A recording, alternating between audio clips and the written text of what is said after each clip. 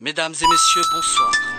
L'ouragan Irma est proche de Saint-Martin et Saint-Barthélemy, avec des rafales à plus de 300 km/h. Barricadez-vous. L'heure n'est pas à la polémique, mais à aider ces îles magnifiques.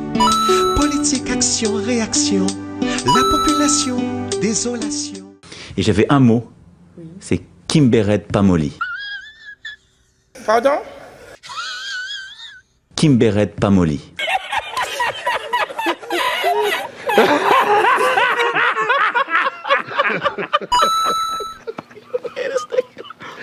Une habitante de Saint-Martin filme le passage de l'ouragan Irma.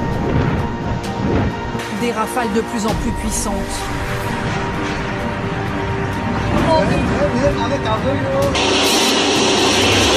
This was one of our first and best perspectives of the destruction. Des gens armés qui ont braqué des maisons avec des femmes, des enfants à l'intérieur.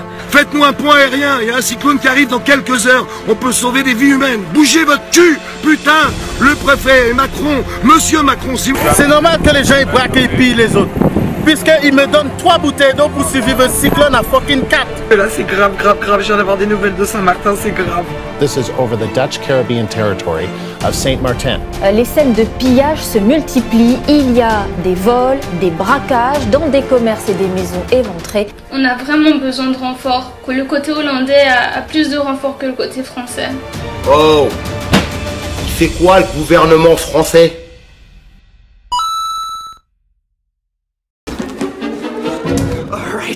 You can beat this. It's all a matter of willpower. Test. Something small.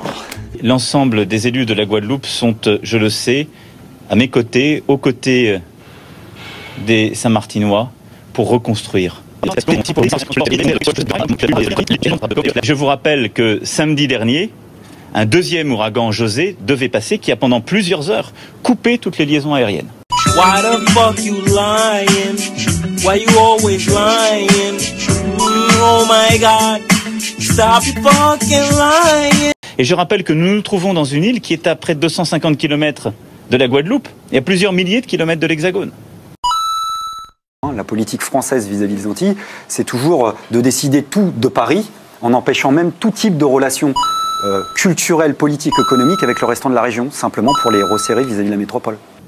Donc, compte tenu des contraintes et des incertitudes à la fois météorologiques et géographiques, il n'était pas possible d'avoir une anticipation supérieure à celle-là, compte tenu même du caractère inédit de cet événement. L'état-major des armées Pierre de Villiers démissionne.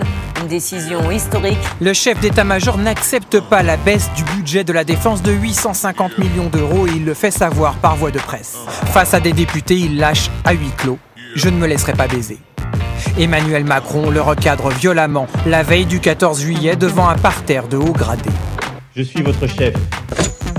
Les engagements que je prends. Il manquera bien 850 millions d'euros pour boucler le budget de la défense cette année. Je considère ne plus être en mesure d'assurer la pérennité du modèle d'armée auquel je crois pour garantir la protection de la France et des Français. Think about it. You think about it.